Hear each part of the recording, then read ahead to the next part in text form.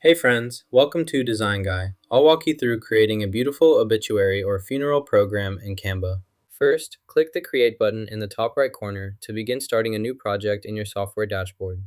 Next, type Program into the search bar. Make sure you spell it correctly.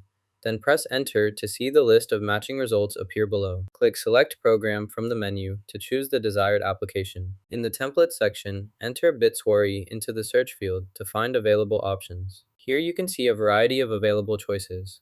Simply review the list and pick the option that best fits your needs. Selecting a choice is straightforward. Just click on your preferred option. Once you make your selection, the system will update automatically to reflect your decision instantly. Click the Apply button to confirm changes for both faces simultaneously. You can use this template by placing it wherever you need. If you miss us here, simply insert the template to fill in the necessary information as required. Replace the name and details here to match your preferences.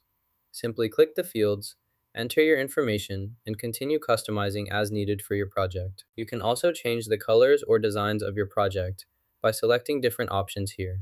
Click the Share button, then select Download. This will let you save the file directly to your device for future use.